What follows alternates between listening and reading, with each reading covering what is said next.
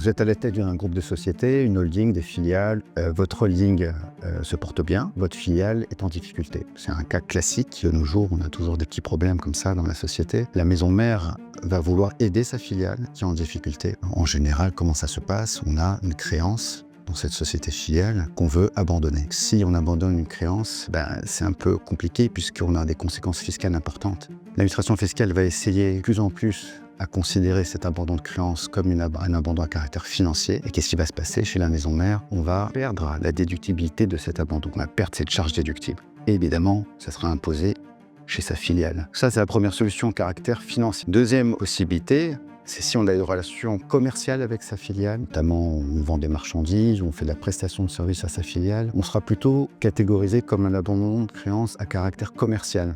C'est un peu plus facile à déduire, on va pouvoir déduire la charge fiscale au niveau de la mère, cet abandon de créance est déductible et évidemment toujours imposable, mais comme on a cette symétrie entre la déduction et l'imposition, c'est neutre, on va dire, pour le groupe. Le problème qu'on a, c'est que c'est très difficile à prouver un abandon de créance à caractère commercial, puisque si on fait de la prestation de service, il faudra prouver la réalité des prestations et on va rentrer dans un débat éternel avec l'administration fiscale où ils vont essayer, eux, de vous prouver que plutôt c'est un abandon à caractère financier. C'est pas évident de démontrer ce caractère commercial de l'abandon. Pour éviter tous ces problèmes-là, on a des solutions beaucoup plus avantageuses et beaucoup plus faciles à faire valoir. La solution que nous, on propose dans ce cas-là, c'est de considérer cette créance comme une créance qu'on va incorporer au capital. On va donc proposer une augmentation de capital chez la filiale en incorporant la créance qui est due à la mère.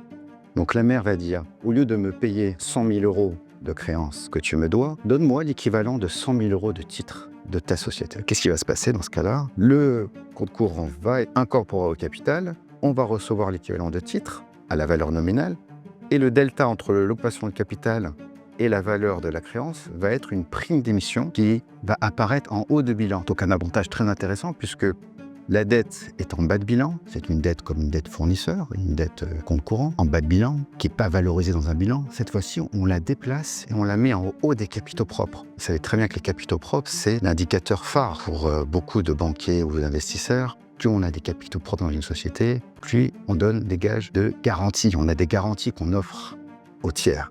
Donc on renforce les capitaux propres, donc on donne une image beaucoup plus intéressante au niveau de la filiale.